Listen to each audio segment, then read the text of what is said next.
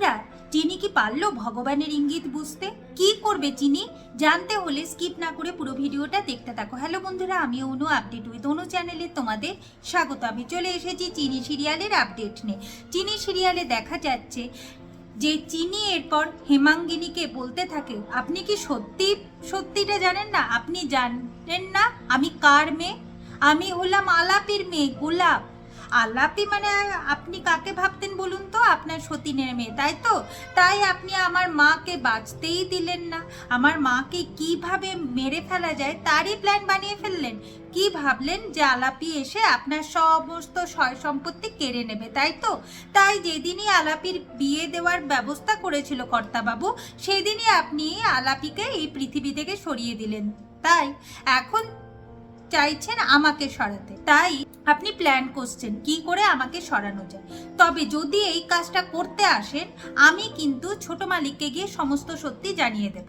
এখন ছোট মালিকের ঠাকুমা বলে যে দ্রোণ নাকি বিশ্বাস করবে না এইসব কথা।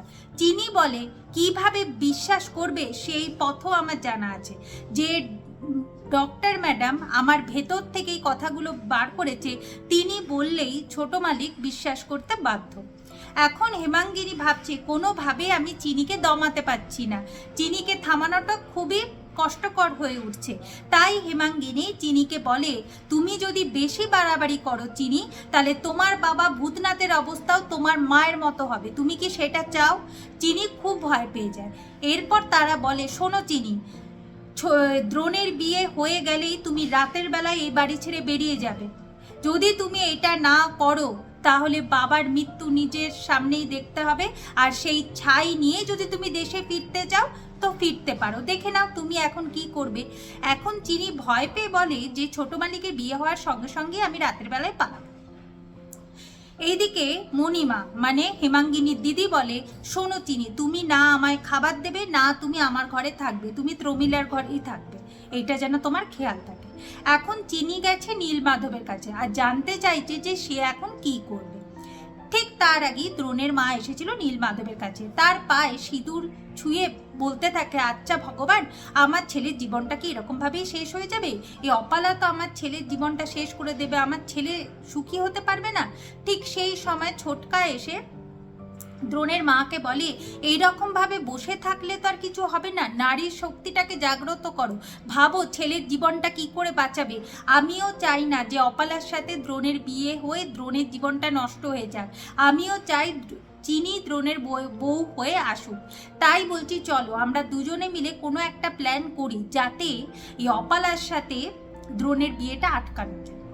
ঠিক সেই ওরা চলে যাওয়ার পরই চিনি সেখানে আসে আর নীলমাধবের পায়ে মাথা ঠুকে বলতে থাকে যে কিভাবে সে তার বাবাকে বাঁচাবে, কিভাবে সে এই বাড়িতে থাকবে। সে চায় না যে মায়ের ওপর যে অন্যায়টা হয়েছে তার প্রতিশোধ নিক। এইসব যখনই ভাবছিল, ঠিক সেই সময় দ্রোণ আসে, চিনির সাথে কথা বলতে যায়। দেখে কিনা চিনির সিঁথিতে সিঁদুর। দ্রোণ চিনিকে ভুল বোঝে, বলে কিনা তোমার যে পছন্দের মানুষ ছিল চিনি, কই তুমি তো সেটা কোনোদিন বললে না, তুমি বিয়ে করে চলে এলে।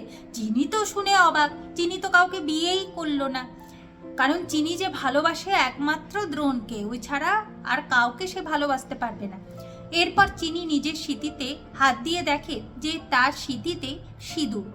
এখন চিনি ভাবে এটা হঠাৎ এলো কি করে। এরপর চিনি দ্রোণকে দেখায় যে ভগবানের পায়ের সিঁদুরই তার সিঁথি রাঙিয়ে দিয়েছে। এরপর দ্রোণ বলে, না চিনি, তুমি এই সিঁদুর কোনোদিন মুছবে না, তোমাকে খুবই সুন্দর দেখতে লাগছে। চিনি বলে যে দেখতে সুন্দর লাগবার জন্য বুঝি কেউ সিঁদুর পরে? সিঁদুর পরে স্বামীর মঙ্গলের জন্য। আমার তো স্বামী নেই, আমি আর কেন পড়ে থাকবো? কিন্তু দ্রোণ বাধা দেয়।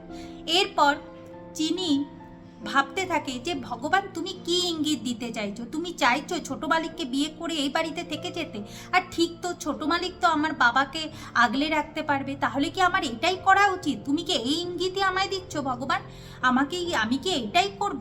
এখন দ্রোণ ভাবে যে চিনির মধ্যে আবার কি চলছে, সে আবার কি স্বপ্ন দেখে বসলো। চিনি বলে, আগের স্বপ্ন আমি কিছু দেখিনি, অতীতের স্বপ্ন আমি আর কোনোদিন দেখবো না ছোট মালিক। তবে এখন যে স্বপ্নটা দেখছি সেই স্বপ্নটাও আমার কোনোদিন পূরণই হবে না। দ্রোণ বলে, কেন হবে না চিনি? আমি দাঁড়াও, ভগবানের কাছে প্রার্থনা করছি যাতে ভূতনাথ আঙ্কেলের মেয়ে চিনির সমস্ত মনের ইচ্ছা পূরণ হয়। আগামী পর্বে দেখা যাচ্ছে এখন দ্রোণ তার দাদুর শেষ ইচ্ছার কথা জানতে পারছে তার ছোট দাদু আর পিসি ঠাম্মির কাছ থেকে। আর এই দিকে চিনি ভাবছে এটা কি সম্ভব কি ছোট মালিককে বিয়ে করা, সম্ভব কি এই বাড়ির বৌমা হওয়া আমার? আমি তো কিছু খুঁজে পাচ্ছি না। আর অন্যদিকে অপালাকে দেখে দ্রোণের ঠাকুমা বলে তোমাকে দেখতে খুব সুন্দর লাগছে, আর আমি এটাও চাই যে তুমি গান গেয়ে দ্রোণের মন জয় করো। কিন্তু অপালা গান গাওয়ার আগেই চিনি গান জুড়ে দিয়েছে, আর চিনির গান শুনে দ্রোণ মুগ্ধ হয়ে যায় আর ভাবতে থাকে কে এত সুন্দর গান গাইল। তো বন্ধুরা, তোমরা কি চাও? দ্রোণের পাশে কাকে দেখতে চাও, চিনি না অপালাকে? আমাকে কিন্তু কমেন্ট করে জানিও। ভিডিওটা দেখবার জন্য আর আপডেট উইথ অনু চ্যানেলের পাশে থাকবার জন্য অসংখ্য ধন্যবাদ।